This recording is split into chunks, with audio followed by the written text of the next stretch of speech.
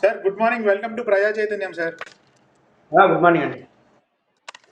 Sir నిన్న రాత్రి నుంచి జరిగిన సోషల్ మీడియాలో కానీ ఎక్కడైనా కానీ బ్రేకింగ్ న్యూస్ వచ్చే వార్తలు మనం చూస్తుంటే కనుక జగన్మోహన్ రెడ్డి ఇండియా అలయన్స్ లో చేరేటట్టు ఉన్నారు, బాగా ట్రోల్ అవుతున్నాయి సార్. అది నిజమా, ఎంతవరకు వాస్తవం ఉంది సార్? ఈరోజు కాంగ్రెస్ వర్కింగ్ కమిటీ సమావేశం జరుగుతుంది. కాంగ్రెస్ వర్కింగ్ కమిటీ అనేది కాంగ్రెస్ పార్టీలో కీ బాడీ. ఆంధ్రప్రదేశ్ సోషల్ మీడియాలో జగన్మోహన్ రెడ్డి గారు నాయకత్వంలో వైఎస్ఆర్ కాంగ్రెస్ పార్టీ ఇండియా కూటమిలో చేరే చర్చలు నడుస్తుందని, లేదా వర్కింగ్ కమిటీ నుంచి అప్పీల్ చేస్తారు జగన్మోహన్ రెడ్డి అనే చర్చ నడుస్తుంది. నిజానికి కాంగ్రెస్ వర్కింగ్ కమిటీ ఎప్పుడు కూడా అలాంటి తీర్మానాలు చేయదు. అంటే వాళ్ళు చర్చించవచ్చు, ఇంటర్నల్ గా చేర్చుకోవాలా వద్దా, చేర్చుకుంటే వస్తారా అని, కానీ తీర్మానం చేసి అప్పీల్ చేయదు.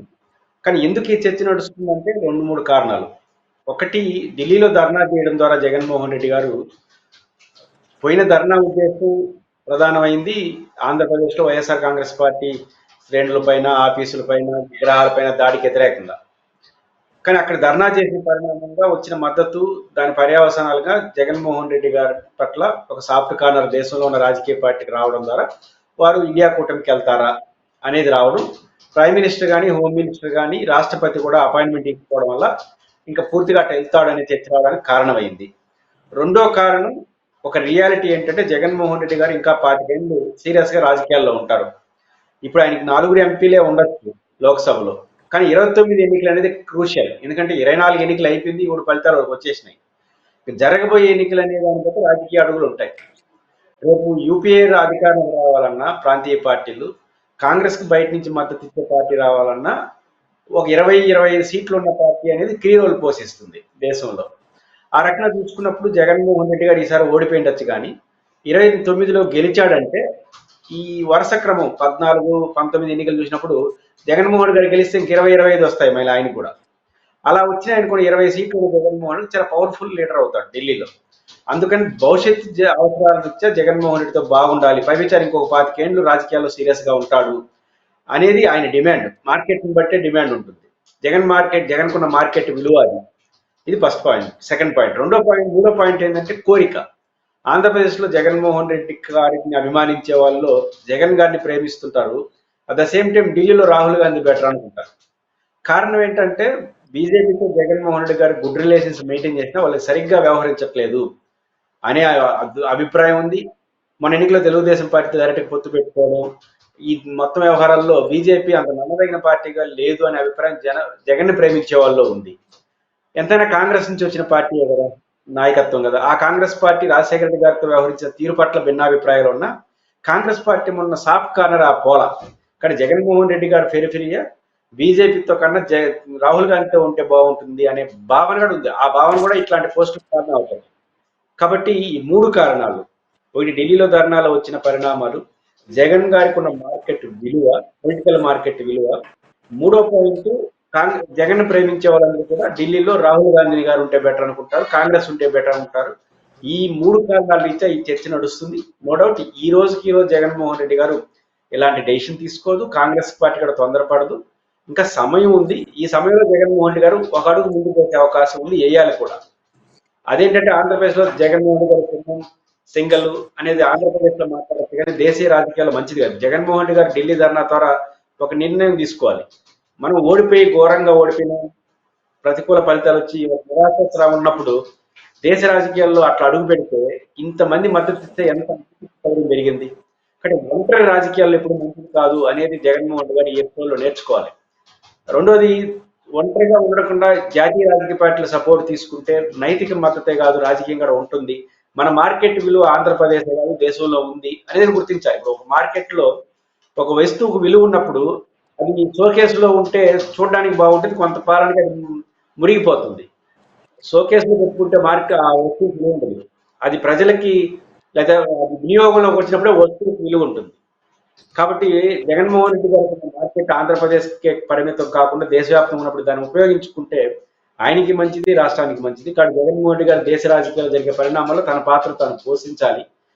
జాతీయ రాజకీయాల్లో ఉన్న నేపథ్యంలో గమనంలో పెట్టుకోవాలి. కానీ జగన్మోహన్ రెడ్డి గారు దీనిడ గమనంలో పెట్టుకొని ఈ రాజకీయం, నేను అనుకుంటుంది నా అంచనా ప్రకారం జగన్మోహన్ రెడ్డి గారు కాంగ్రెస్ పార్టీకో బీజేపీ కాకుండా ఈరోజు మమతా బెనర్జీ గారు కావచ్చు, లేదా అఖిలేష్ యాదవ్ గారు కావచ్చు, ఇట్లాంటి వాళ్ళు కాంగ్రెస్ తో గుడ్ రిలేషన్ మెయింటైన్ చేస్తే ఇండిపెండెంట్ గా ఉంటున్నారు.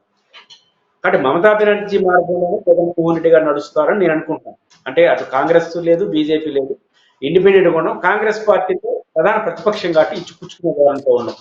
ఈ మూడు కారణాల రీత్యా జగన్మోహన్ రెడ్డి గారు ఇండిపెండెంట్ గా ఉంటారు, ఒక రకంగా మమతా బెనర్జీ బాటలో నడుస్తారు అని నేనైతే అనుకుంటున్నాను. సార్ నేషనల్ పాలిటిక్స్ లోకి వెళ్తే కనుక నిన్న మనం పార్లమెంట్ లో చూస్తే అనురాగ్ ఠాకూర్ ఎవరైతే బీజేపీ ఎంపీ ఉన్నారో రాహుల్ గాంధీ పైన వ్యాఖ్యలు చేశారు, నీది ఏ కులము అని. అది ఎట్లా చూడొచ్చు సార్? అసలు కులాలు అంటే పార్లమెంట్ లో డిస్కషన్ చేయొచ్చా లేకపోతే అడగొచ్చా? మామూలుగా పార్లమెంట్లో కానీ, పార్లమెంట్లో కాదు, భారత రాజ్యాంగం ప్రకారం కులం, మతం ఇట్లాంటి వాటితో మా రాజకీయాలను కానీ విమర్శించకూడదు, అది చట్టబద్ధంగా శిక్షార్హులు. అలాగే ఆయన పార్లమెంట్లోనే మాట్లాడినారంటే అది అసహనంతో చేసిన వ్యాఖ్యలుగానే చూడాలి. ఇప్పుడు రాహుల్ గాంధీ గారికి నీవేం కులం అంటే, నాకు తెలిసి అది బ్రాహ్మణుడు ఈ విలేజ్ ఉంటాడు, నాకు అక్కడ కులం కూడా తెలియదు వాళ్ళది. ఇక్కడ నెహ్రూ కుటుంబాన్ని, ఇందిరాగాంధీ కుటుంబాన్ని ఒక జాతీయ కులంగానే చూస్తారు, జాతీయ అన్ని కులాలు మావాళ్ళు అనుకుంటారు. ఎంత బలం ఉందనేది వేసాం, వాళ్ళ కులం ముద్ర ఏ రోజు లేదు. ముద్ర వేయాలని వాళ్ళు అనుకుంటే అది వాళ్ళకే నచ్చం.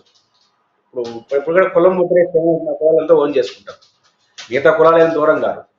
రాహుల్ గాంధీ గారు నువ్వు బ్రాహ్మణుడు అని ఇంకోటి ముద్ర వేసేస్తే బహుశా వాళ్ళు ఇంకేమనొచ్చు, వాళ్ళ కుటుంబంలో వాళ్ళ తండ్రి రాహుల్ గాంధీ గారు కావచ్చు, వాళ్ళ తండ్రి ఫిరోజ్ ఖాన్, ఇవన్నీ ఉన్నాయి కాబట్టి ఏదైనా మాట్లాడదలుచుకుంటే ఇంకొకటి యాడ్ అవుతుంది. కాబట్టి కులంతో ప్రస్తావించడం తప్పు, అది అసహనంతో చేసిన రాజకీయం. ఇట్లాంటి అసహనంతో చేసిన రాజకీయం చేస్తే ఒక దశ దాటితే ఏమవుతుందంటే అది వాళ్ళకు అసట్టుగా మారిపోతుంది. ఎందుకంటే ఆ రాజకీయం రాహుల్ గాంధీ, ఒకవేళ రాహుల్ గాంధీ గారు కుల రాజకీయాలు చేస్తే ఎంటర్ అవుతాడు, వాళ్ళ కుటుంబం కానీ వాళ్ళ నేపథ్యం ఎప్పుడు చూసుకుంటారు, వీళ్ళు రాజకీయాలు చేస్తే ఏమవుతుంది, అది బూమిరాంగ్ అయి నేను పోయి లాభం చేసిన వాళ్ళు. సార్ ఎందుకో పార్లమెంట్ చూస్తుంటే కనుక 2014 నుంచి 2019లో ఏపీ అసెంబ్లీ ఎట్లా నడిచిందో అట్లా నడుస్తున్నట్టు అనిపిస్తుంది సార్. ప్రతిపక్షంని ఎప్పుడు కూడా డిఫెన్స్లో పెట్టి కులాల గురించి లేకపోతే అక్రమంగా గతంలో జరిగిన అంశాలన్నీ మాట్లాడుతూ ఉన్నారు. అది సిమిలర్గా కనిపిస్తూ ఉన్నాయి. ఎట్లా చూడొచ్చు సార్? ఖచ్చితంగా ప్రతిపక్షం బలపడతా ఉంది లోక్సభలో అనేది క్లియర్గా అర్థమైంది. మీకు ప్రతిపక్షం బలపడినప్పుడు ఏమవుతుందంటే ఇట్లాంటివి వస్తాయి. రాహుల్ గాంధీ గారు బలపడ్డాడు, వ్యక్తిగతంగా బలపడ్డాడు, పార్టీ బలపడింది. ఇప్పుడు వాళ్ళకి వీళ్ళకి తేడా 20 సీట్లు కదా. కాబట్టి బీజేపీ కంఫర్ట్ మెజారిటీ లేదు కాబట్టి అసహనాలన్నీ వస్తాయి. ఇప్పుడు నరేంద్ర మోడీ గారిని సాధారణంగా విమర్శించే వాళ్ళు ఇప్పుడు అసాధారణంగా విమర్శిస్తున్నారు, తీవ్రంగా తప్పుపడుతున్నారు, అటాకింగ్ మోడ్లోకి వెళ్తున్నారు. అంటే కాన్ఫిడెన్స్ పెరిగింది, మేము 2029 ఎన్నికల్లో కొట్టగలము, నరేంద్ర మోడీ గారిని ఓడించగలము అనే కాన్ఫిడెన్స్ అంటే ప్రతిపక్షంలో పెరిగింది. కాబట్టి వాళ్ళు ఆ రకంగా నిర్మాణాత్మకంగా వస్తున్నారు.